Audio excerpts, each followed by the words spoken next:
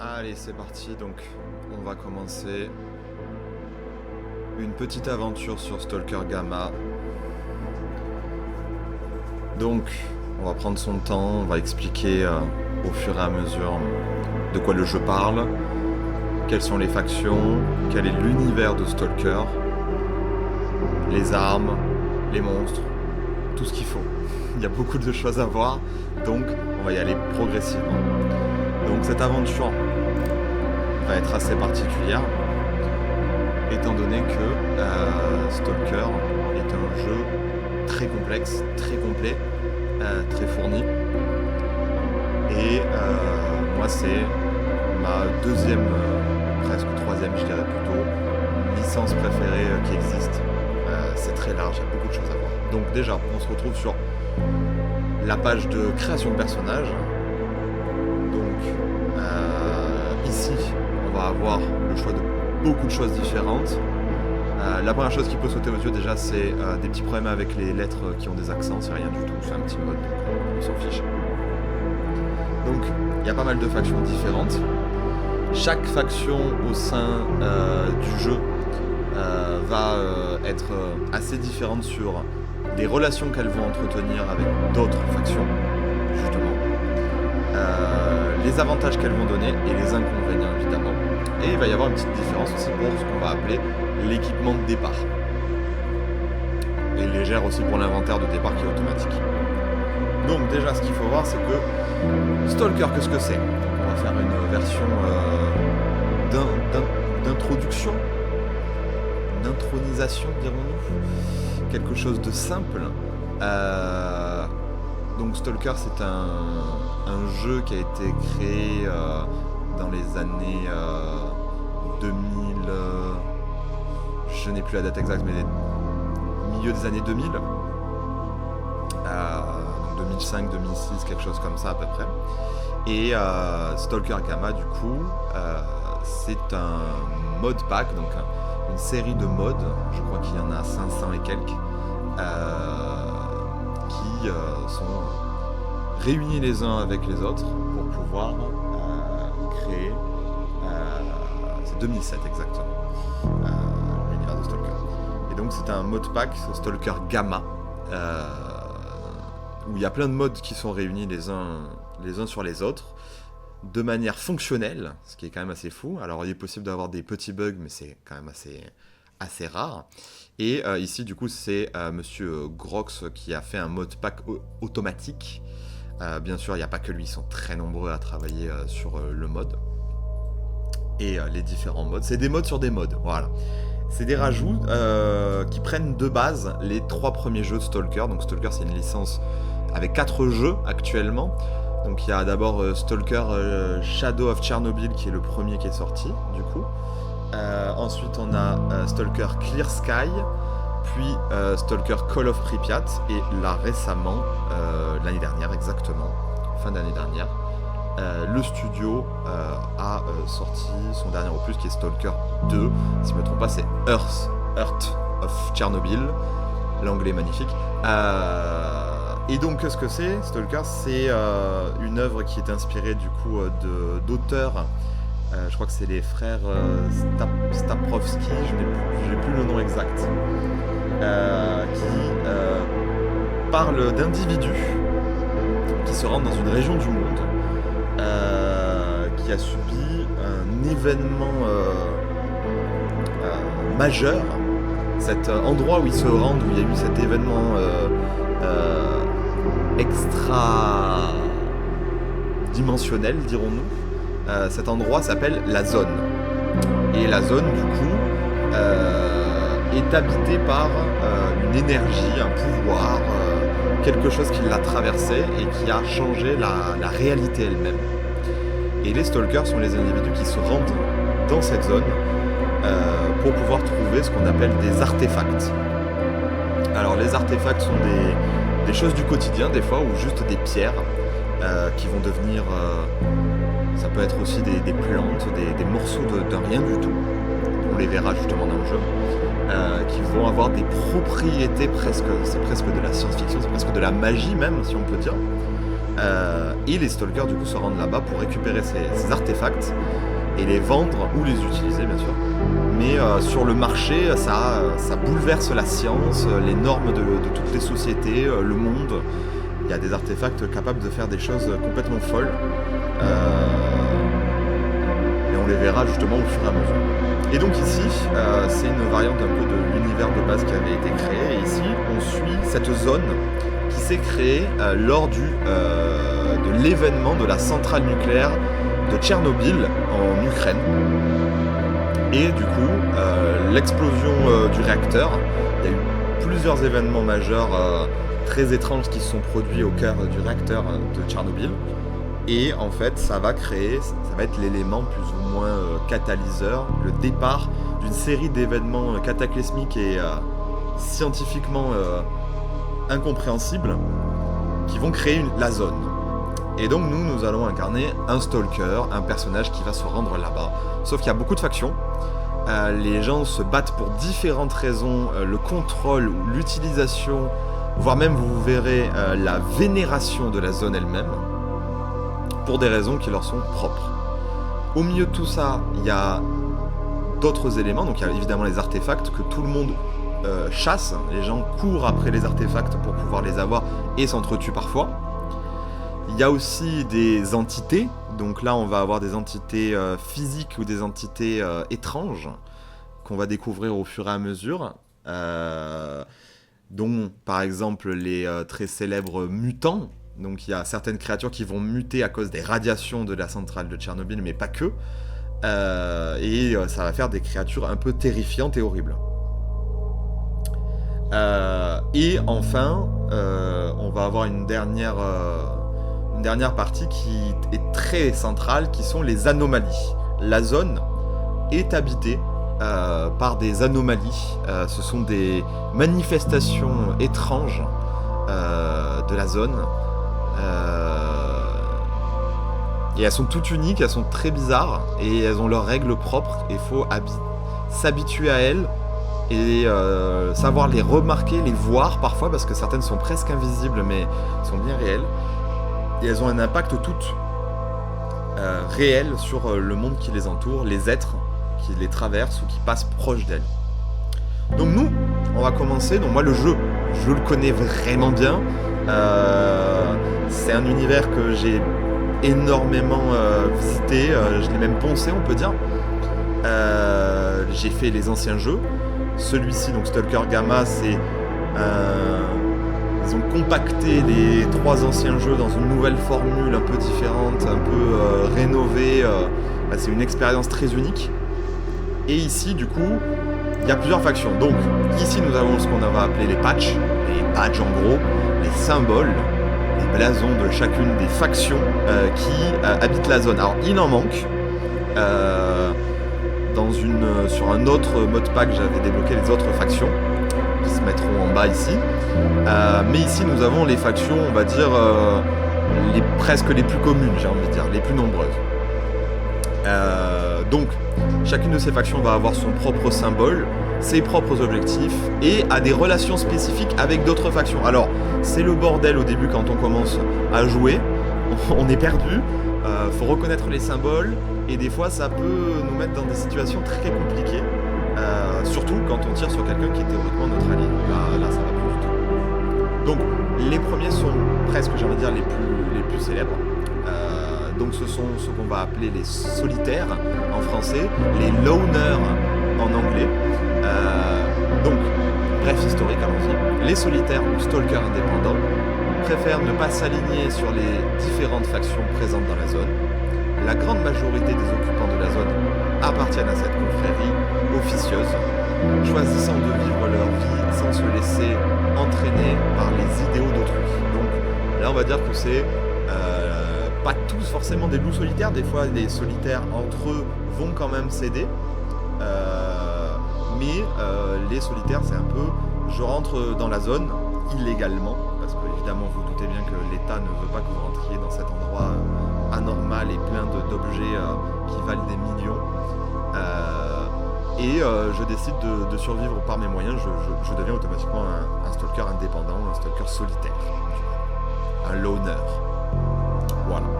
Voilà. Donc on voit en jaune avec qui ils sont amis et en rouge avec qui ils sont ennemis. Évidemment, il manque quelques petites factions juste ici, mais c'est pas bien grave. Ensuite, on va avoir les bandits. Alors, les bandits, je crois que c'est dans le titre. Je crois que c'est dans le symbole aussi. Les hors-la-loi de Tchernobyl savent que si l'Ukraine et la Biélorussie contrôlent la zone sur le papier, il s'agit en fait d'un lieu sans loi.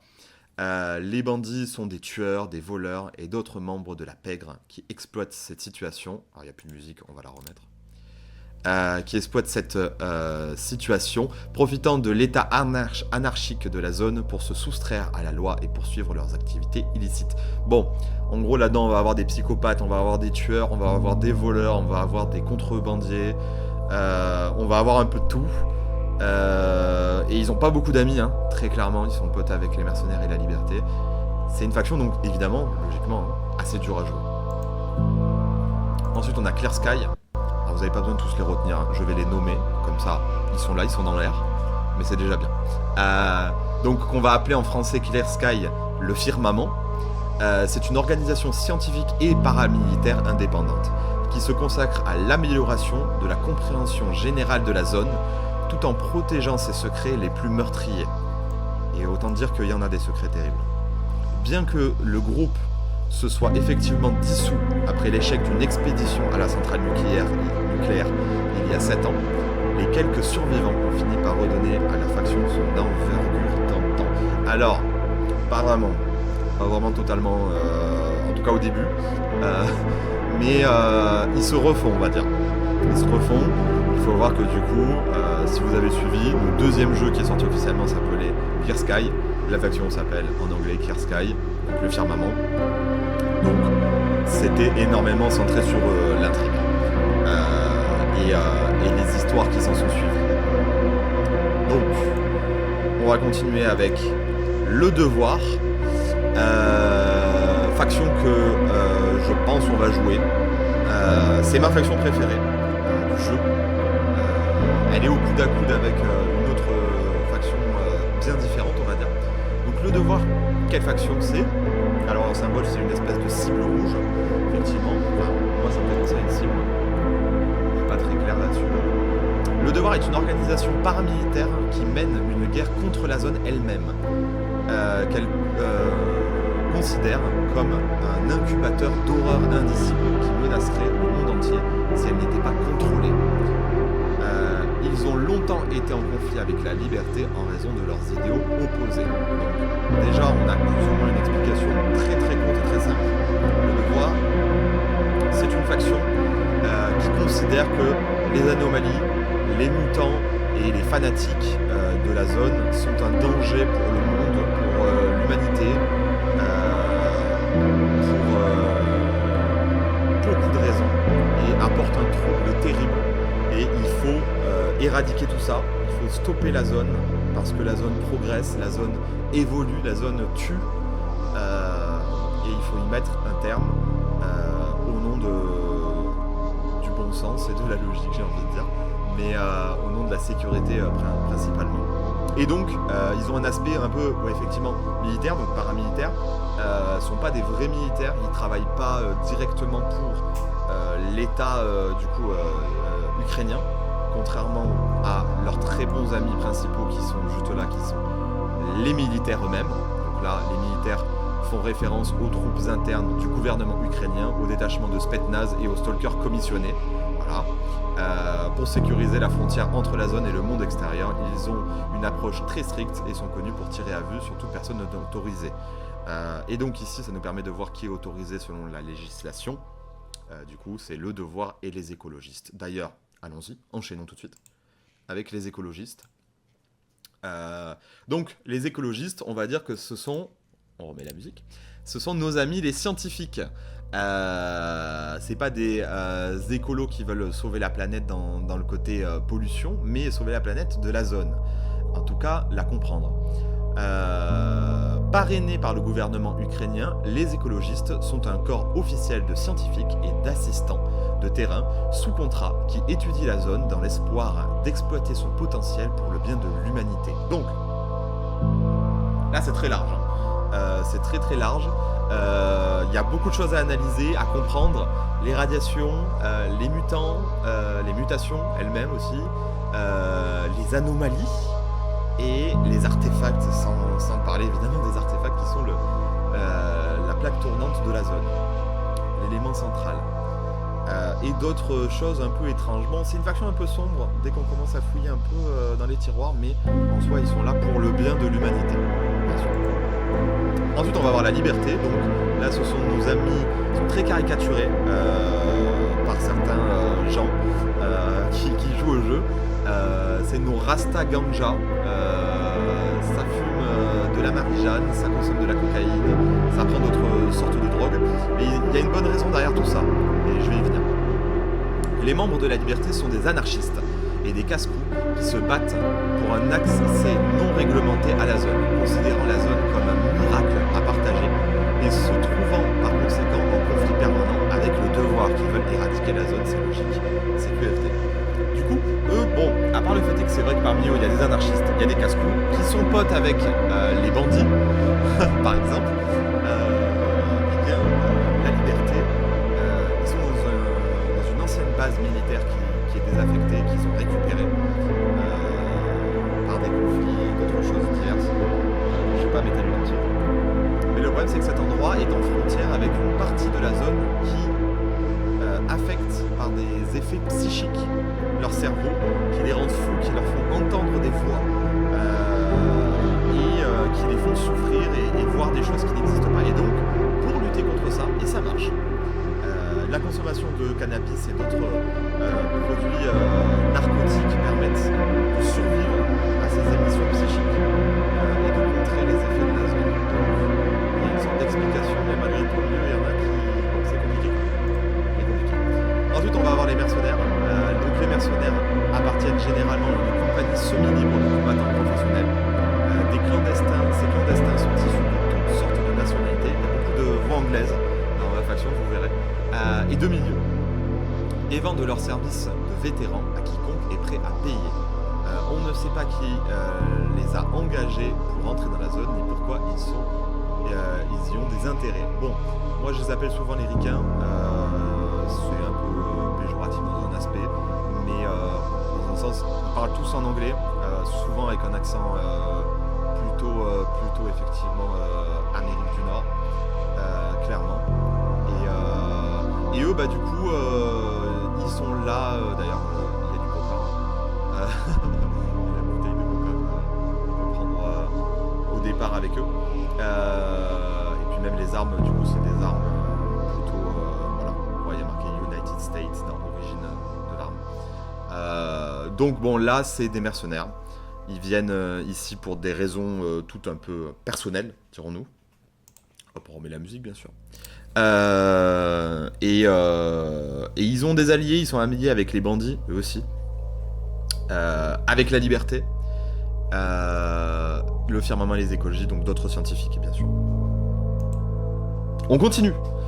Bon, il y a les militaires, eux, c'est les seuls à avoir été assermentés, comme je disais, assermentés, qui ont le droit, en tout cas, d'être dans la zone. Leurs seuls amis sont le devoir, qui veulent éradiquer la zone, et les écologistes, qui étudient la zone de manière officielle. Donc en fait tout le reste ils sont non officiels, donc c'est compliqué quoi. Et ensuite on a ma deuxième faction préférée du coup, le monolithe. Donc là déjà on peut voir tout est en rouge, ça va pas très bien. Donc le monolithe, on va dire déjà, le monolithe est un culte fanatique, hostile à tout le monde sauf au leur. Malgré la destruction de la conscience, c'est du type ordre. Ils ont récemment connu une augmentation troublante de leur effectif. Depuis, ils ont repris plusieurs de leurs anciens territoires.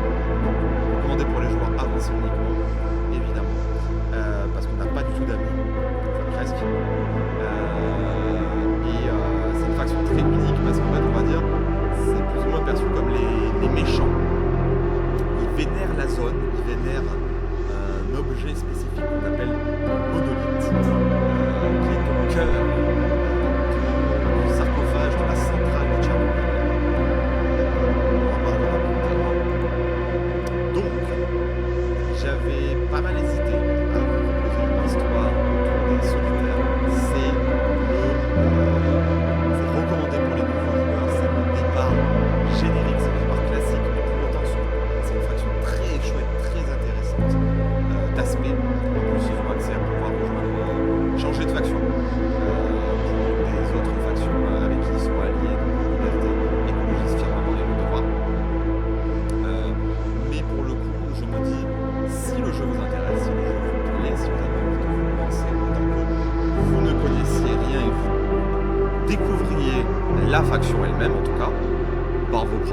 c'est beaucoup plus sympa.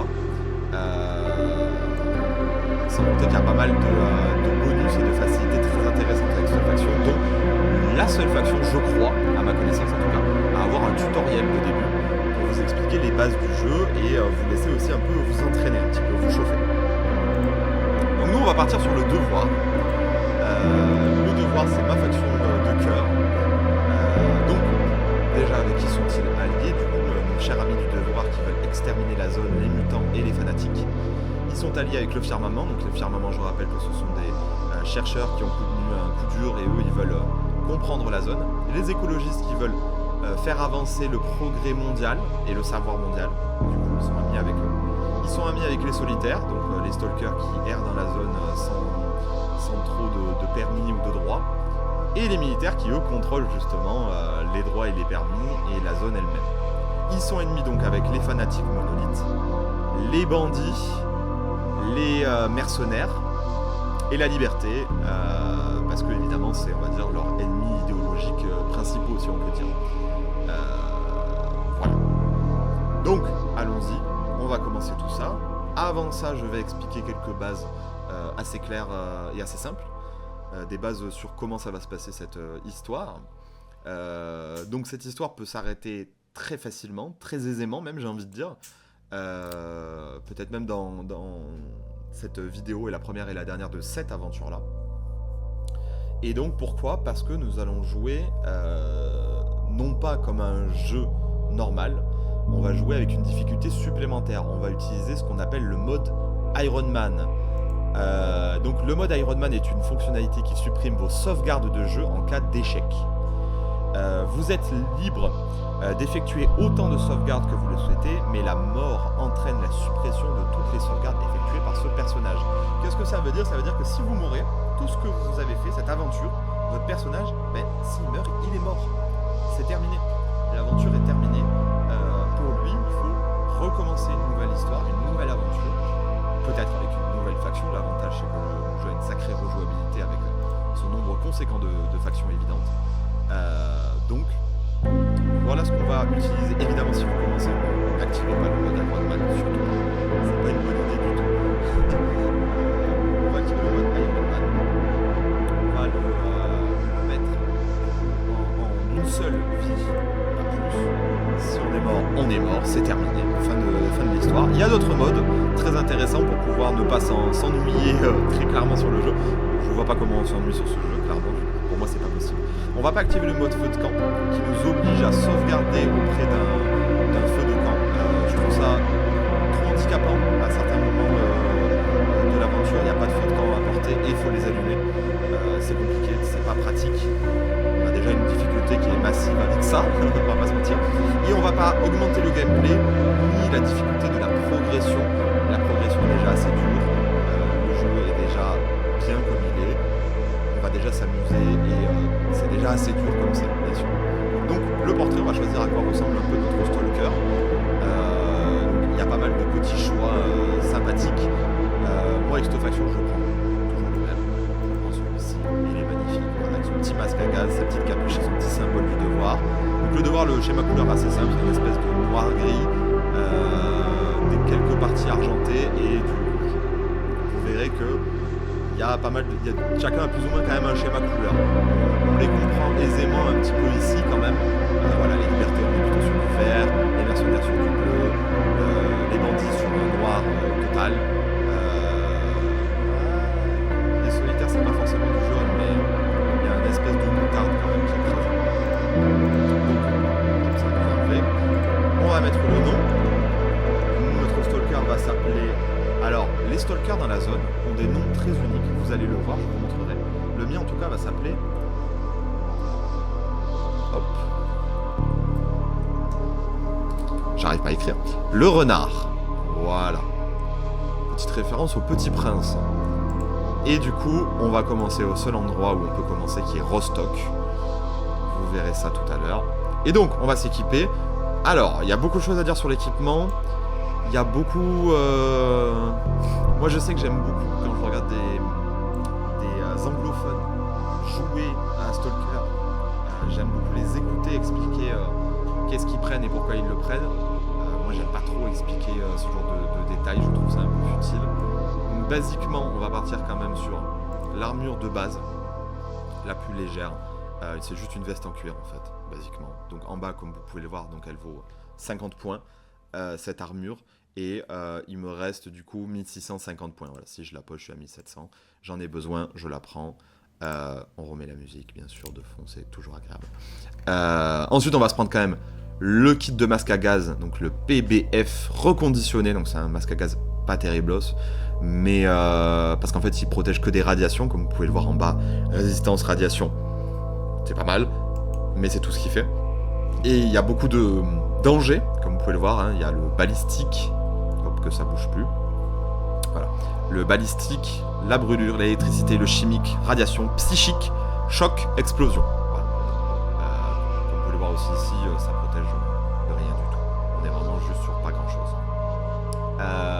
En armes, du coup, moi avec cette faction, étant donné que j'aime bien aller chasser les mercenaires, les bandits, les monolithes et la liberté, enfin surtout au début les bandits, les mercenaires et un peu la liberté, je prends le Mosin Nagant, du coup qui est un fusil de précision très vieux, comme vous pouvez le voir, c'est écrit de 1891 semble-t-il. Non, 1930, j'allais dire 1891. 1930 à 1945, du coup c'était l'infanterie soviétique qui l'utilisait. Voilà. Donc il peut être équipé d'une lunette ce fusil. Et en bas on voit qu'il tire ses munitions, on voit les boîtes, les couleurs et tout ça, c'est du 7,62 par 54. Par contre ça c'est des balles énormes par rapport à d'autres qui sont proposés ici, c'est quelque chose de massif. Ensuite, il y a beaucoup de soins, ça je vais y revenir après, donc là je vais juste me contenter de prendre les soins que j'ai besoin. Je vais prendre aussi un petit pistolet, donc le PM, le Makarov. Donc là on est à nouveau sur une vieille arme de l'Union soviétique d'antan. Voilà, on voit 1951. Voilà, là on est sur une arme vraiment ancienne. On est sur notre petit stalker là, il n'est pas très bien équipé au début, il fait ce qu'il peut. Il a pris ses affaires, il a pris ses petites économies, il est venu à la zone, il espère devenir riche. Mais va-t-il survivre? C'est ça la question aussi cruciale à se poser. Hop, alors je prends mes trucs et je vais expliquer dès qu'on est dans le jeu, évidemment. Et c'est très bien comme ça. Je vérifie si tout est bon. Ça me paraît plutôt bon. Ouais, on est bon. Allez, on lance. Donc, pendant ce chargement, je vais boire un coup. Parce que je parle, mais bon.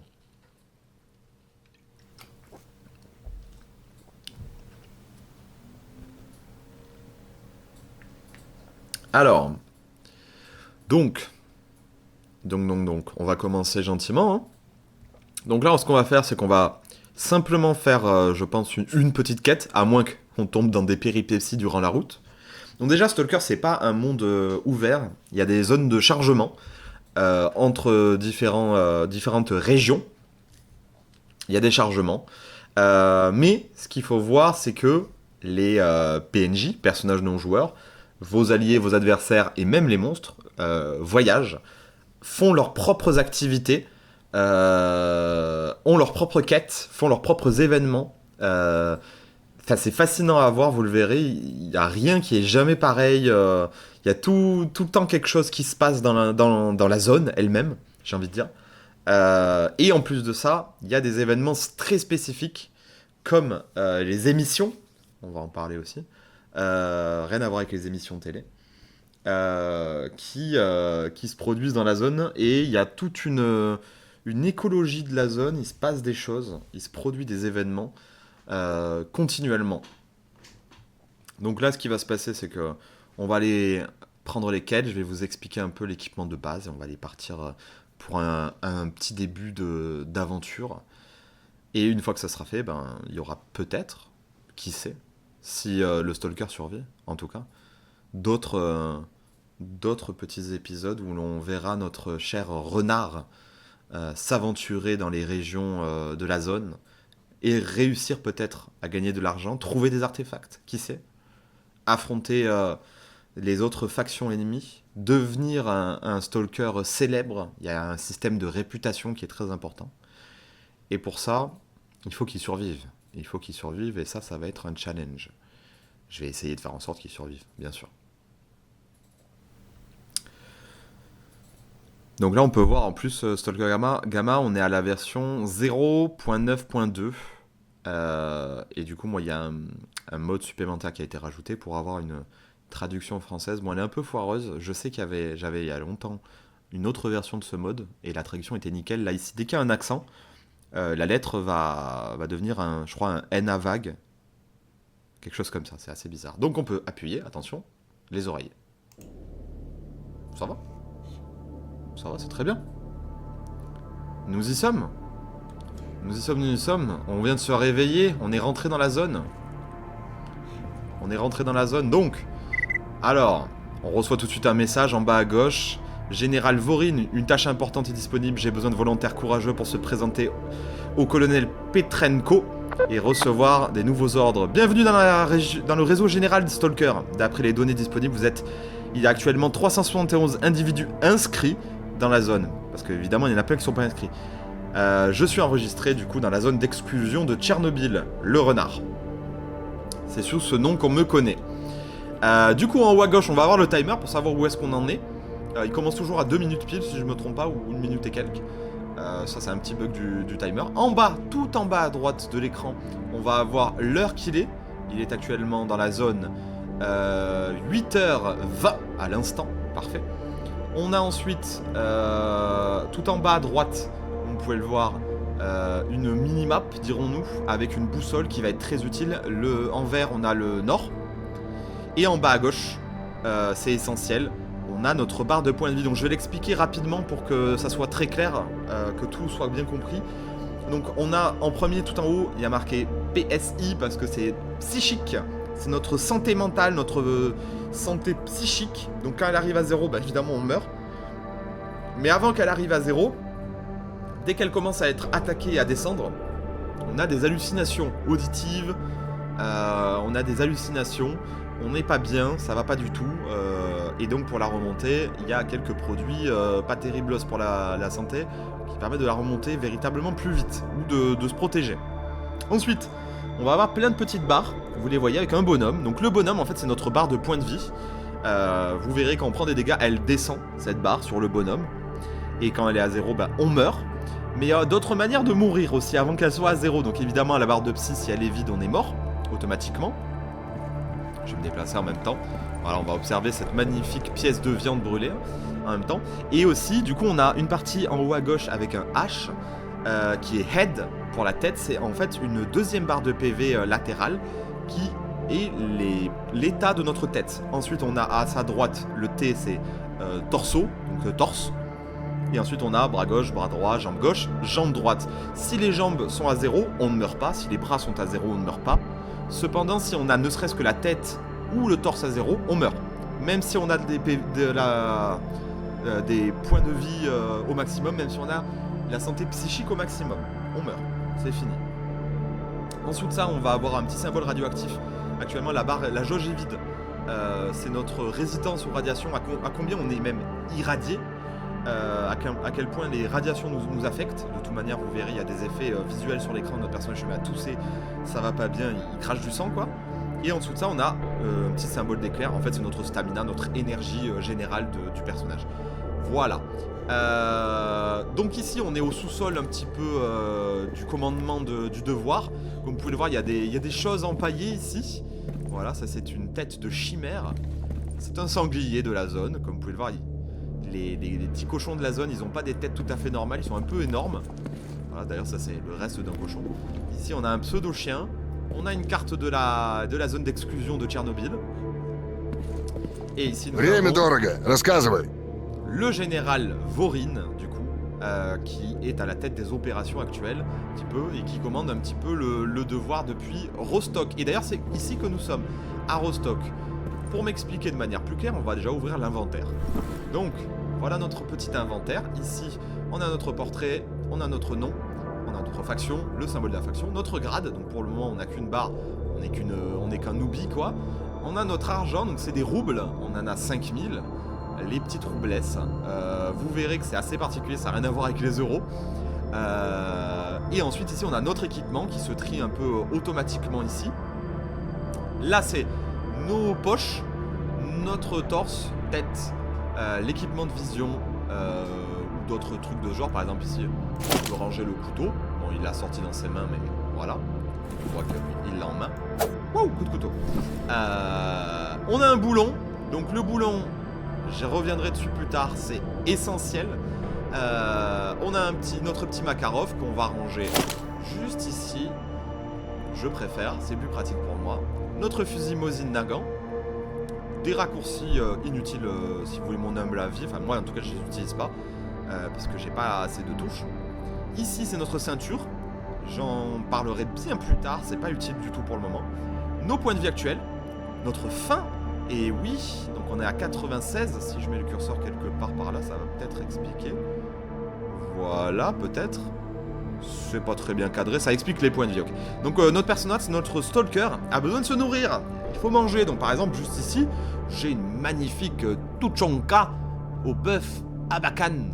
Le tuchonka est un nom commun de viande de conserve en ragoût. Bon, voilà, j'ai de la nourriture. Et tout en bas, tout en bas de cette fiche, si vous voyez, il y a marqué taux de satiété. 30%. Bah, ça me nourrit de 30%. Voilà, c'est aussi simple que ça. Et first, j'ai soif. Ça me donne un peu soif, malheureusement, de manger tout ce bœuf là dans sa boîte de conserve, donc moins de 3%. Et d'ailleurs, ben, on a la soif à gérer aussi qui est là. Étrangement, notre personnage a souvent plus vite faim que soif, j'ai l'impression en tout cas. Donc je suppose que conserve énormément l'eau dans son corps. Je sais pas. Ensuite on a le sommeil, parce qu'il va falloir aller se reposer. Des fois s'il est trop fatigué le stalker, c'est pas bon, il va pas bien. Et ensuite on a nos statistiques générales, donc nos résistances à différents types d'effets. On en parlera plus tard, pour le moment il y a tout qui est à 0, mais c'est parce que j'ai pas mis mon équipement évidemment. Ça c'est des onglets pour trier plus rapidement les affaires. Donc on va s'habiller, on met notre gilet. Voilà, déjà on va mettre notre veste. Voilà, nickel. On va mettre notre petit masque à gaz. Voilà. Nickel. On va hop, sortir le Mosin et on va le mettre de côté pour éviter de viser les membres de ma faction. Ça, ils pourraient se sentir agressés. C'est pas une blague, je vous préviens en avance. On ne pointe pas ses alliés, c'est pas du tout une bonne idée. C'est trop dangereux et en plus, bah, par mégarde, je pourrais les blesser. Donc on met le fusil de côté. Et on va se mettre évidemment le sac à dos. Hop, voilà, pour pouvoir transporter tout ça quand même plus pratiquement, de manière pratique. On a le PDA, donc cet appareil électronique de poche destiné à englober les fonctions de base les plus vitales d'un ordinateur. Oui, c'est ça. Le PDA est essentiel pour le partage quotidien d'informations. Donc c'est en gros notre outil général qui sert à tout, vous allez le voir. On va mettre le détecteur écho aussi ici. Je vais y revenir plus tard, bien plus tard, parce que tout de suite, ça serait vous noyer d'informations. Déjà qu'il y en a beaucoup. Et on va sortir le PDA, tout simplement. Le voilà, notre beau PDA. Donc je vais le mettre devant mes yeux. Voilà, voilà. Donc ici, nous avons le PDA. C'est tout d'abord ici, comme vous pouvez le voir, une carte. Donc je dézoome. Nous sommes ici, la région de Rostock. Juste ici, donc on voit en vert, c'est les passages pour pouvoir transiter d'une région à l'autre. Et ici, c'est la zone. Tout ça, c'est la zone. Tout ça. On monte, on monte, on monte, on monte, on monte. Et juste en haut, ici, là, qu'est-ce qu'on a en haut de la zone? La centrale nucléaire de Tchernobyl, elle est là. Avec, juste ici, je ne me trompe pas, le sarcophage, le réacteur. Donc c'est un petit peu notre objectif. C'est d'atteindre le cœur de la zone. Pourquoi on veut atteindre le cœur de la zone? On va y revenir plus tard, bien sûr. Mais c'est notre objectif. Ça parmi tant d'autres choses, bien sûr. Donc nous sommes ici dans la région de Rostock. C'est une petite région ferroviaire, un petit peu. Il y a des trains, il y a plein de trucs un peu de ce genre, juste à côté. Et ici, bah, ça nous sert à tout. Bon, il y a des messages. Comme vous pouvez le voir en bas à gauche là, de l'écran, il y a des messages. Ça arrivera tout le temps. Si vous vous amusez à les lire tout au long des aventures, ne vous gênez pas. Hein. Il raconte plein de trucs. Voilà, quelqu'un qui recherche un stalker pour l'amener à Zaton. Il est à Rostock. Et il dit où est-ce qu'il est, comment il s'appelle et tout ça. Oh, Joy. Un nouveau jour au paradis. Non, parce qu'une tempête psychique arrivera demain. Vous avez une dernière volonté, un dernier mot? Bon, ça on en parlera, mais au moins on sait que demain il y a une tempête psychique. Alors, je vais enlever ça parce que moi ça me gêne. Et ensuite on va avoir le tableau des tâches, j'y reviendrai plus tard, on s'en fiche. Ici c'est les statistiques générales de notre stalker, donc depuis combien de temps il survit dans la zone, combien de mutants il a tué, combien de stalkers il a tué, parce que tout ça est enregistré par un satellite. C'est lui qui nous a salué quand on s'est connecté dans la zone. Et ici on a le stalker le plus fort de la zone actuellement. Voilà, c'est Agava Xylotol, super nom, j'adore. Il a une très bonne réputation, il a le rang de légende, c'est une légende le mec, une légende vivante, et il fait partie des stalkers indépendants. En dessous c'est Alexander Accordion. C'est un monolithe, une légende, et il a une réputation terrible. Les relations ici, du coup, c'est les relations entre les factions du jeu. Si vous êtes perdu à tout moment, vous ouvrez ici, on regarde devoir. Entre nous, membres du devoir, on est neutre. On est neutre aussi avec les indépendants, on est ennemi avec la liberté. Et au fur et à mesure, et là, vous pouvez remarquer qu'il y a des nouveaux noms. Renégat, GSINU, les péchés et les zombifiés. Intéressant. Les contacts, donc là, c'est les gens qui sont des amis, que je connais. J'en ai pas. Le guide, et ben voilà, si vous commencez le jeu, vous poncez le guide. Vous mangez les batteries de votre PDA, parce que j'ai pas précisé, mais juste ici, il y a une batterie, parce que littéralement, je vais le ranger. Il a une batterie, comme tous nos objets, vous pouvez le voir, ils ont une barre de points de vie. Tout peut s'user, tout va se fatiguer, il va falloir tout réparer tout le temps, tous les objets. Et ici, vous voyez, par exemple, j'ai des piles. J'ai des piles en plus. J'en ai 2, et elles sont pleines. Par exemple, si je veux, hop. Voilà. C'est un peu inutile, mais pourquoi pas. Et ici, vous avez une explication. Les objets, à quoi ils servent. Voilà. Le détecteur écho, le PDA, lui-même, il s'explique dans lui-même à quoi il sert. Les lieux, on est à Rostock. C'est quoi Rostock? Anecdote. Site lié. L'information générale. Voilà. Les options du jeu, le mode gamma, comment est-ce qu'il fonctionne, tout est écrit. Si vous êtes perdu au début, vous n'avez même pas en vérité besoin que je vous explique tout ça. Vous ouvrez tout ça, vous lisez, et après vous mourrez et vous réessayez. Mourir, recommencer. Et ici c'est les succès du jeu qui nous donnent à chaque fois, enfin pour certains, une petite récompense si on réussit à les atteindre. Voilà. Et l'état de l'Iron Man, actuellement, on n'a qu'une seule vie, une seule erreur et c'est la fin. Il suffit de mourir une fois, c'est terminé. Il y a la radio dans la zone. Je sais pas s'il y a des petits bugs. Je sais pas s'il y a des problèmes de droit dans la audio. Donc on va pas l'activer par principe. Mais il y a des musiques. Voilà, on a des lecteurs audio. Et si on se cale sur une radio, on va le faire 4 secondes. Attention.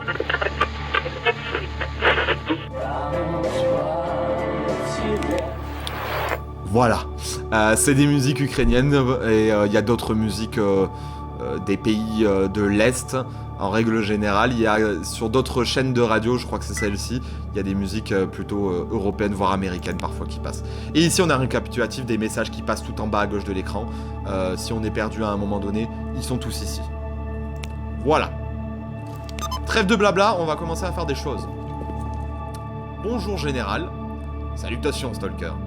Bon, il explique un peu la faction du devoir. Est-ce que ça nous intéresse? Est-ce qu'on a besoin de pousser les choses? On le fera peut-être plus tard. Pour le moment, il faut qu'il se passe quelque chose là. On s'ennuie. On va prendre une petite quête. Vous avez du travail pour moi? Alors, il y a du lore. On va juste aller à l'essentiel. Il veut 11 patchs des membres de la liberté. C'est faisable. On va le faire. On prend. Il y a autre chose que vous voulez qu'on fasse? De la part de l'Ukraine avec amour. Donc là, c'est une quête très spécifique. On la verra plus tard. Est-ce que vous avez autre chose? Non, j'ai rien d'autre. Ah. Désolé, j'ai rien. Bon. Il n'y a rien d'autre. Tristesse, amertume et désarroi. On vous laisse, général. Il y a peut-être autre chose que j'ai oublié avant de commencer les affaires. Ah oui, le soin et tout. Oh lolo. Oh lolo. Je m'attendais pas à ce qu'il y ait autant de choses à expliquer. Il y a tellement de choses à expliquer. On va déjà sortir. On va prendre un petit bol d'air. Là, ça va nous faire du bien. On est enfermé dans ce bunker depuis tout à l'heure. Ah, la zone. Il y a de la musique à fond, là, dans les haut-parleurs en plus. Voilà. On sort un peu quand même. On sort un petit peu, ça fait du bien quand même. Donc, est-ce qu'on pourrait avoir une anomalie dans le coin déjà pour commencer à vous montrer à quoi ça ressemble? Tu vois, il y en a par ici. On va courir. Pas d'anomalie? Ah, il y en a là. Voilà une anomalie ici, juste là. Elle est belle, elle est magnifique. Elle est dangereuse. Donc s'en approcher, c'est vraiment pas une bonne idée. Bon, comme vous pouvez le voir, celle-là, bah, c'est une sorte de flaque d'acide. Je crois que ça s'appelle visqueux quelque chose. Voilà, elle m'a blessé. Normalement, ça me débloquait l'anomalie dans le PDA lorsqu'on se fait plus ou moins toucher par elle. J'aurais bien aimé vous montrer et lire de quoi il s'agit. Succès non, add-on, personnage, faction, fonctionnalité non. Objet, lieu. Bah j'ai pas la moindre idée. Lore. Le lore. Cuisine, oui parce qu'on peut cuisiner aussi. Bon, pas de chance. Vous voyez en bas à gauche? J'ai pris des dégâts. J'ai pris des dégâts et du coup, mon petit bonhomme, il est pas bien. On va aller voir juste ici. Monsieur Petrenko. Priviette. Voilà ma réponse. Il me dit que jusqu'ici tout va bien et toi? Eh bien je voudrais... je suis prêt et capable monsieur. Quels sont vos ordres?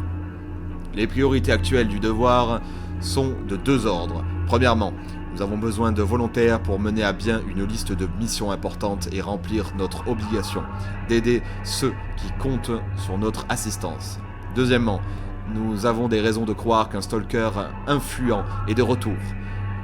Et le général veut des hommes courageux pour le traquer. Vous pouvez vous adresser à moi pour des détails de notre première priorité, et au général Vorin pour la seconde. Eh bien, je suis prêt à remplir mes obligations du devoir. En quoi avez-vous besoin de mon aide? Je vais transférer toutes les informations pertinentes sur votre PDA. Vous avez notre confiance, soldat. Vous avez endossé une grande responsabilité. Portez-la bien. Il faut que je rencontre Mangun. Il faut que j'aille le voir. Il a quelque chose à me dire. Il veut me dire de faire un truc. Ok? Il y a autre chose que vous voulez que je fasse, colonel? Colonel, il veut un tissu cérébral de contrôleur. Alors peut-être pas. J'ai quelque chose. J'ai quelques sujets qui ont besoin d'être éliminés. Des cibles sont généralement des meurtriers, des violeurs, des transfuges, des agents ennemis ou des stratèges. Oui, des stratèges. Cette cible est actuellement la plus prioritaire pour nous. Éliminez-la et vous aiderez non seulement le devoir, mais aussi toutes les personnes de bonne volonté qui travaillent dans la zone. Donc, il faut tuer Zinovi Nasty. Bon, il est nasty lui, hein, clairement, vu des listes de choses qu'il a sûrement fait. Il est au territoire sauvage, bah vous savez quoi? C'est ce qu'on va faire, on va la neutraliser, je vais le faire. Heureux de pouvoir vous aider. Parfait. Donc, accessoirement, le colonel est un vendeur. Si je vais ici, je peux voir qu'il vend tout un tas de choses non essentielles et les munitions qui sont, elles, par contre, essentielles. Alors, je vais lui vendre des trucs de manière rapide. Parce que j'ai besoin terriblement d'argent là tout de suite. Pour pouvoir m'acheter des choses très importantes comme des balles. Vous voyez, si je vais mettre en surbrillance tout en bas à gauche, ici, là. Ça, c'est les bonnes balles pour mon fusil. 1800 roubles ça coûte. Je paye. Voilà, j'ai perdu, je suis à 4152 roubles. Ok, soit, très bien. On va prendre des balles pour le pistolet. Bon, notre pistolet c'est, on va pas se mentir, de la merde. Mais on a besoin d'une arme de poing pour les mutants parce que on n'utilise pas les mêmes armes selon que l'on vise. Hop, on ramasse ça. Il y a quelqu'un qui l'a laissé près du feu de camp. Selon que l'on vise un stalker ou un mutant. Il y a toute une méta, dirons-nous. Ici, donc, on a des feux de camp. Les feux de camp qui nous permettent, basiquement... Je vois mes jambes. Qui nous permettent de reprendre de la santé. Je vais pas le montrer là tout de suite, mais c'est possible que ça arrive pour économiser du soin. De se reposer près des feux de camp. Il suffit de l'allumer et de passer, je dirais, quelques minutes devant. Et ça nous soigne. Ici, on a... Да ты рассказывай, с чем пришел. Oui, tout à fait. Le lieutenant Aspirine, du coup, de son surnom. Donc, on va lui demander, basiquement, des fournitures médicales parce qu'on va avoir besoin de soins. Ça, je vais lui vendre. J'en ai pas besoin. Je préfère prendre un comme ça, Ça j'aime bien. Et ça je peux me le permettre. Ah, 4725, j'ai 4146. C'est un peu mort. J'ai 6 de soins. Ça devrait le faire. On va retirer un soin et on va se prendre un petit peu de soin comme ça. Alors, pour m'expliquer basiquement pour le soin, je vais faire ça de manière très limpide, très claire, très rapide. Ça peut ne pas être clair, mais c'est en forgeant qu'on devient forgeron. Pour remonter les points de vie ici, là, la barre principale, c'est les petits trucs avec le petit symbole là, ici, là, rouge. Là aussi, ici. Voilà. Quand le petit cœur est blanc, ça remonte les PV sur les membres, les parties du corps. Et il y a d'autres objets, comme par exemple ici on voit le symbole là avec un bonhomme et des barres. Ça c'est psychique, ça donne des résistances au psychique. Bon, en vérité c'est des somnifères, mais si on est à moitié dans les vapes, on a des résistances psychiques à 7%. Voilà, et ça n'a rien à voir. Donc pour se soigner, il y a plusieurs soins qu'il faut utiliser en même temps. Donc ça pour remonter la barre de point de vie principale, ça pour remonter la barre de point de vie des membres spécifiques. Donc le liadouline en plus, malheureusement, on peut voir dans les propriétés en rouge, provoque un trouble de la vision à court terme. Effectivement, ça, on se sent pas très bien après l'avoir pris. Et en plus ça donne un peu faim, ça trouve un peu l'estomac des médicaments forts comme ça. On a les aquatabs qui eux soignent juste les bras et les jambes. Et on a les pansements ici, c'est des bandages, c'est pour stopper les saignements. Voilà, ensuite on a de la nourriture, une petite gourde d'eau, voilà, petite eau purifiée. On a des clopes, donc les clopes ça permet de baisser les radiations, mais évidemment ça donne soif, ça aide par contre un peu à couper un peu la faim, pas beaucoup.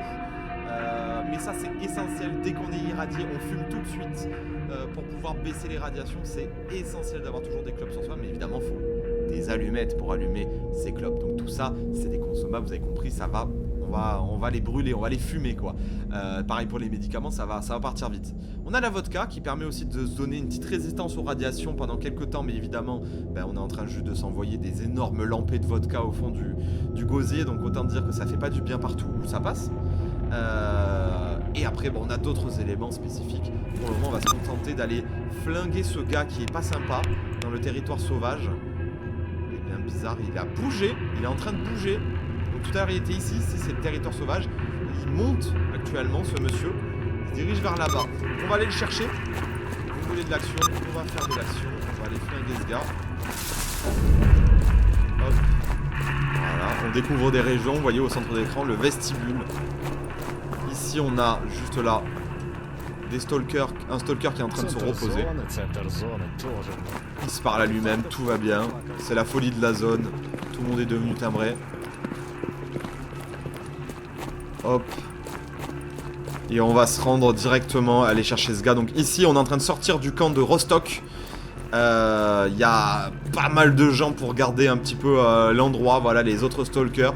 Il y a même une dame ici. Elle s'appelle en bas à gauche comme vous pouvez le voir. Il y a les noms des gens. Lui c'est le sergent-chef Sereda. La dame c'est Zina Daisy Duke. Évidemment un surnom. C'est très rare hein, de voir des femmes dans la zone. Vous verrez il n'y a pas beaucoup de stalkers. Qui viennent chercher les artefacts. Et là on va faire gaffe. Ok, petit bug, ça arrive. Faut pas oublier que c'est un jeu avec plus de 500 modes, donc des fois il y a des petits ralentissements. Là on va faire gaffe par ici. Je m'accroupis. Parce qu'il y a souvent des mutants. Et vu qu'on a un gars à les chasser. Regardez là, vous voyez ça? Vous voyez ça? Petite anomalie. C'est pas normal tout ça, non? Vous l'entendez? Écoutez bien.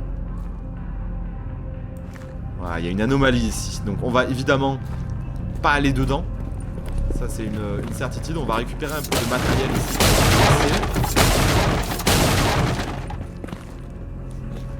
Hop. Hop. Il n'y a rien par ici. Soit. Et là on va faire gaffe parce qu'on est sorti du camp. Et dans la zone. Vous voyez en bas à gauche, regardez. Je prends des radiations. Là regardez, je suis un peu irradié, regardez, il y a un chien mort. On peut pas ramasser quoi que ce soit. Là je suis pas bien. Je prends des radiations, ma vie va descendre. Donc on va tout de suite fumer une clope. Ça va nous donner une petite résistance, vous voyez, regardez, il y a plein de choses autour de nous. Ceux qui connaissent pas Stalker, je pense que là déjà vous êtes un peu perdus par tout ce qui se passe. Mais comme j'ai dit, C'est un jeu, il y a beaucoup de choses à voir. Donc on va déjà rentrer un petit peu dans le tas. On va aller chercher ce gars. On va vérifier quand même où est-ce qu'il est. Où est-ce qu'il se situe. Il s'en va, hein. Vous voyez, il a passé la zone. Il commence à s'éloigner, il est là-bas. La cible que je dois neutraliser. Je suis là. Il faut que j'aille le chercher. On va vite courir, aller le chercher. Ce gars. Bon, vous allez voir que ça va pas se passer évidemment comme prévu. On vérifie notre stuff. Ça. Ne faites jamais ça si vous commencez le jeu. N'ouvrez jamais votre menu en vous déplaçant en ligne droite. Vous pourriez avoir des grosses surprises. Aujourd'hui, on a une journée, visiblement, le temps, il est brumeux. Il est embrumé. Ça va pas trop fort. Le temps n'est pas très clair. Donc là, on transite, on change de zone. On va aller dans une région qui s'appelle base militaire, si je ne me trompe pas. C'est pas loin de nos ennemis, un peu nos némésis, nos ennemis jurés, les membres de la liberté. On va peut-être avoir à échanger des tirs avec certains d'entre eux. On va voir. Mais là, on va essayer de tuer le bandit rapidement, de récupérer ses affaires. Évidemment, c'est un bandit avec des objets. Qui sait s'il a fait des mauvaises choses, il a du bon stuff, du bon équipement. Et on va essayer d'explorer un petit peu. Je vais vous montrer un petit peu la région où on se rend ici, histoire de vous montrer quelques petits trucs. Et là, de toute manière, le but principal de ce début de cette petite vidéo 1 pour notre cher renard, c'était de vous faire comprendre quelques bases pour ne pas juste lancer une partie et jouer sans trop expliquer ce qui se passe. Pour ceux qui ne connaissent pas, et il y a beaucoup de choses à savoir, beaucoup de choses à connaître. Le jeu est vaste, le jeu est complet. Nous y voilà. Donc là, on va faire gaffe, on ouvre les yeux, on ouvre, j'ai envie de dire aussi, les oreilles. Là, vous voyez, il y a des anomalies, là. Là, il y a une petite zone d'anomalie qui est pas mal, là.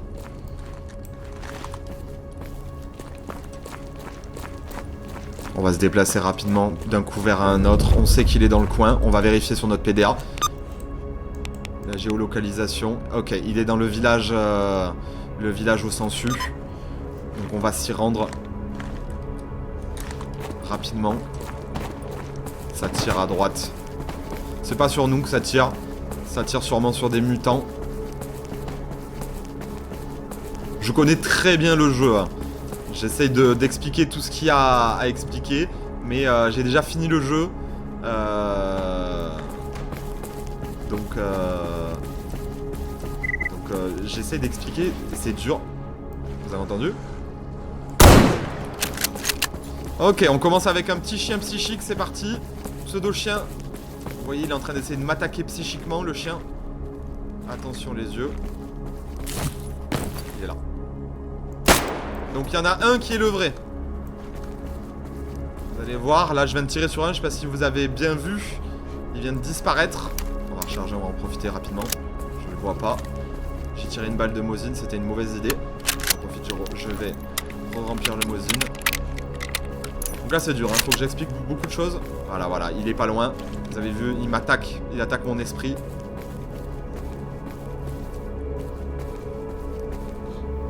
Alors qu'on a des magnifiques petites fleurs. On dirait de la lavande. Là.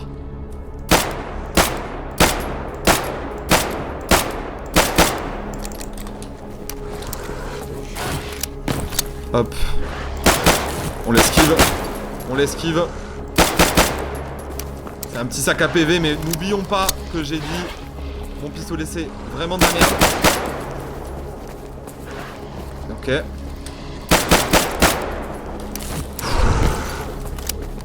Ok. Allez. Ça c'est fait. On commence avec un pseudo chien. C'est très bien. Donc vous pouvez le voir, les mutants sont pas sympas. Donc ça c'est pas vraiment un chien. C'est un chien. Ça va pas trop là. C'est pas la forme. C'est pas la forme du tout. Donc on va le dépecer. Comme vous pouvez le voir, on récupère, on a de la chance, sa fourrure et une griffe. On va récupérer ça avec notre couteau. Ça nous a évidemment utilisé un petit peu de notre couteau, bien sûr. On a tiré pas mal de balles, on vérifie combien il nous en reste. 49, ok, c'est très bien. C'est très bien, plus celles qui sont chambrées, je crois que c'est des chargeurs de 8 coups. On vérifie tout de suite. 8 coups, Très bien. Très bien. Il se passe des choses, hein. Comme vous pouvez le voir. Pendant ce temps, par contre, notre cher bandit, il a dû bouger. Et il s'en va. Et il s'en va. Il est en train de nous creuser la distance. Il a parcouru le chemin. Il a creusé la distance. Et il me hait de tout son cœur. Mais moi, je l'adore. Hop, on va faire gaffe. On récupère là, il y a des tissus enduits de PVC. Oh, là, il y a une petite boîte à poudre noire. Ou comme il y a des traductions, une botte à poudre noire. On va se déplacer. Ici, c'est un village où il peut se passer pas mal de choses terribles. Enfin, pas terribles, ou terribles. Ça marche aussi. On va courir, on va courir. Vous voyez en bas à gauche, on voit ma stamina qui descend. Je me fatigue, je me fatigue. Vous voyez qu'il y a plein d'anomalies partout. Vous voyez, il y en a plein là que je ne prends pas le temps d'expliquer. Sur ma droite, on fait gaffe. De l'autre côté de la colline, il peut y avoir des grosses surprises d'ailleurs. Je vois qu'il est sûrement par là. Il est en face. On va l'abattre. Si on peut d'une seule balle. Le problème, c'est qu'il y a de la brume aujourd'hui. J'ai pas de chance. On va écouter un petit peu. Toujours écouter dans la zone.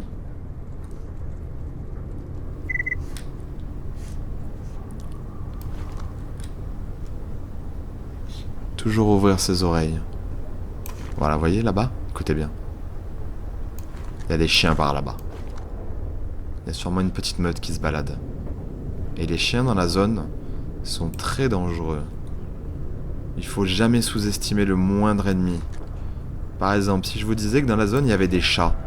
Vous vous dites, oh, c'est trop mignon. Oh, que non. Il est par là, notre copain. Enfin, notre copain.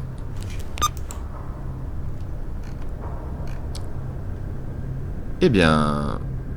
il nous a faussé compagnie. Je m'attendais pas à ce qu'il transite et qu'il change de zone ici alors qu'il n'y a pas de passage pour moi. Bien joué à lui. Eh bien... ne rentrons pas bredouille ou brecouille. On va essayer de se trouver une autre victime alors, c'est dommage pour la quête. On va essayer de se trouver une autre victime. Non, mauvaise touche. J'expliquerai le détecteur écho bien plus tard. C'est pas utile. C'est pas utile là tout de suite. Je suis très triste. Je voulais faire une quête rapide et il s'est enfui. Oh. Amertume et désarroi. On peut rien y faire. On peut rien y faire. Il est parti. Alors on va aller se venger sur les Rasta Ganja Boys. Ils sont juste à côté. Nos amis de la liberté. Vous allez voir. Ils peuvent crier d'ailleurs liberté pendant les combats, vous verrez. Juste par là, il est fort probable qu'il y ait une patrouille de la liberté. Vous voyez, je passe de couvert en couvert, je fais attention. Je ramasse des petits objets au passage que les stalkers ont laissé traîner ou oublier en route.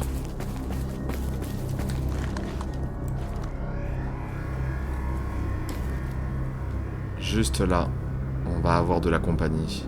Alors, si vous ne vous en doutez pas, sachez que c'est un jeu d'horreur, hein, quand même, Stalker. C'est de la survie, c'est de la survie horreur. C'est un jeu aussi avec de la gestion d'équipement, du craft. C'est un jeu qui fait tout. Mais vous allez voir que... il y a des moments qui font vachement peur. Les chiens sont pas loin. Il n'y a personne ici, donc juste là, on a quoi? Morceau de tissu? Morceau de tissu synthétique? Synthétique? Très bien, très bien. Je ne dis pas non. Ok. Eh bien, c'est avec étonnement que... on aura eu, j'ai envie de dire, à se mettre sous la dent qu'un pseudo-chien. Oh, le couteau suisse! Alors là, pour l'attraper, on va essayer par ce trou.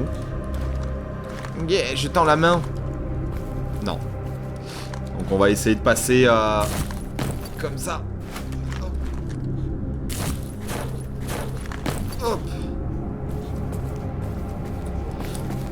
Au moins on l'a eu. On ramasse, hein. On a besoin de petites pièces. Vous voyez ici, un tube à gaz pour armes modèle russe. Une outre d'eau, des cigarettes soviétiques. On dit pas non.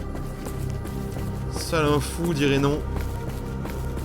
On a consommé une cigarette tout à l'heure en plus, donc là, on en a récupéré. Ouah, le paquet est presque plein.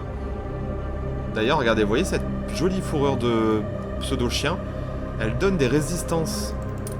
Et bien, on va s'en équiper. Voilà, on va attacher un petit peu de la fourrure sur notre dos. De ce pseudo-chien qu'on a abattu. Pour se protéger. Est-ce qu'on a quelqu'un par ici? C'est un copain? C'est un copain? Comment je le sais? Comme vous pouvez le voir, je l'ai visé, regardez en bas à gauche. Il est expérimenté, c'est le sergent junior. Georgov? Gorgov? Прячь оружие, сталкер. Excuse-moi, je ne te vise plus. Vous voyez? J'arrête de le viser. Il se détend. D'ailleurs, on a exactement le même fusil, mec. Et le même masque à gaz et la même tenue. On n'est pas frères par hasard? Non, je crois pas. Je ne crois pas. Bah oui, toi aussi, passe une bonne journée. J'ai pas compris ce qu'il a dit. On va assumer qu'il a dit passe une bonne journée. C'est plus sympa quand même. Petit bug. Bon. Eh bien écoutez, malheureusement, on n'a pas de chance. On est un peu bredouille. Je sais ce qu'on peut faire pour s'amuser. On va monter, on va aller au nord. Et on va aller trouver des petits Américains, des petits mercenaires. C'est pas des Américains? Oui, des petits mercenaires, je veux dire. Ouh là là. Petit champ de radiation ici. Tout va bien, on s'éloigne. C'est ici qu'on avait tué notre chien. On repasse par là. On fait des tours, on fait des détours. Tout va bien. On évite le village, hein, comme vous pouvez le voir. On évite le village. Il pourrait être malvenu de rencontrer des gens ou des choses là-dedans. On va pas y aller. On le garde dans le coin de l'œil quand même pendant qu'on court. On voit qu'il y a pas mal de petits trucs qui se passent. Là, il y a une caisse, là. Juste là. Avec du matériel. On va pas aller la tenter tout de suite. Parce que là, j'ai envie de vous montrer un peu des échanges de tirs. Pour que vous voyez l'intensité de ce genre de séquence. De toute manière, si vous jouez, on va... Ah oui, je vais expliquer quand même ce que je fais là. Parce que je parle, mais en réflexe, je vais faire des choses. Donc là, il y a une boîte de poudre noire. Je vais la démonter. Et gagner la poudre noire que j'ai besoin. En plus, mon personnage est si fort, il arrive à la trier par catégorie. Incroyable. Et ce Takiwoki ne me servira à rien, donc je vais le démonter. Ça va me faire des pièces détachées pour réparer et fabriquer des objets. Donc allons-y. Allons-y, on est juste à côté des mercenaires. Je passe du coq à l'âne, hein, ne vous inquiétez pas, c'est normal. On va s'avancer. On va essayer de pas faire trop de bruit. Il y a des mercenaires par ici. Et les mercenaires, c'est pas nos amis. Voilà, vous voyez en bas? Camp des mercenaires découverts. Il y a un petit camp, un petit avant-poste ici. Normalement, il y en a toujours un qui monte la garde juste là. Il n'y est pas. Vous voyez en bas à gauche qui a écrit? Il se passe des choses.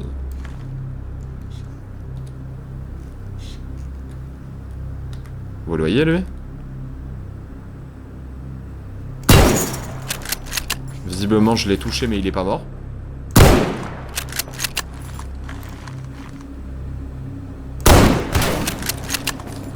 Ok.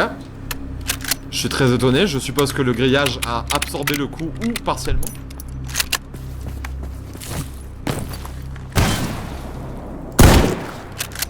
Il est mort. Il est mort douloureusement, visiblement. On recharge. On garde toujours le chargeur au maximum. Il était tout seul par ici. Le pauvre. Et on récupère son matériel. Donc il a un fusil à pompe. Alors, je vais aller très rapidement sur les armes parce que sinon on est parti pour 5 heures. Cette arme est en très mauvais état. Il l'a pas entretenue. Elle est presque morte.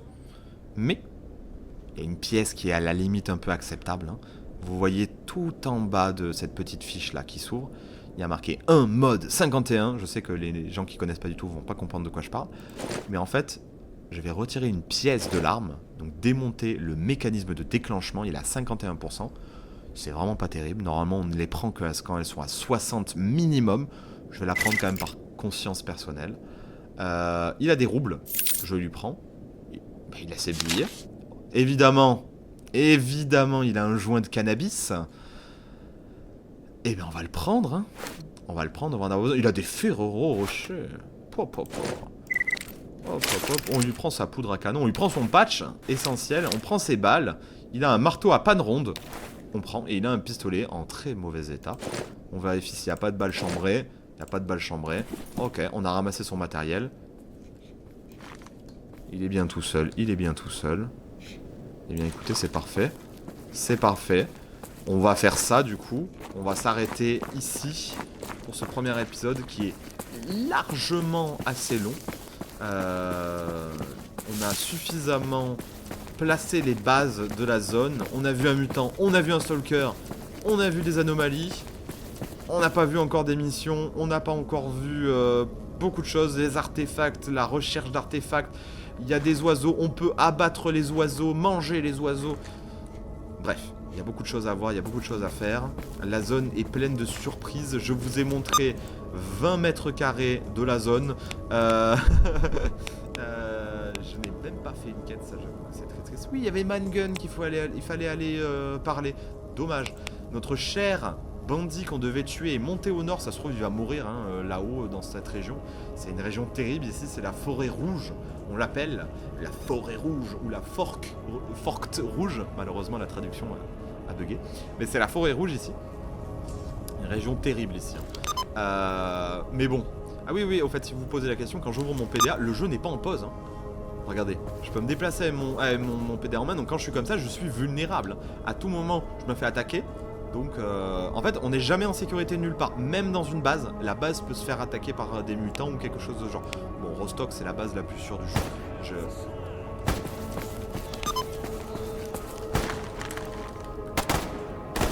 Ok, c'est pas sur moi. Il y a des bandits qui tirent sur quelque chose. Très bien, on va s'arrêter là. Il y a des bandits à tuer. C'est parfait. On sauvegarde. On sauvegarde. La sauvegarde de l'amour. Le renard à sauvegarder, c'est parfait. Et bien écoutez, c'était un très bon premier épisode. Je vous dis à plus.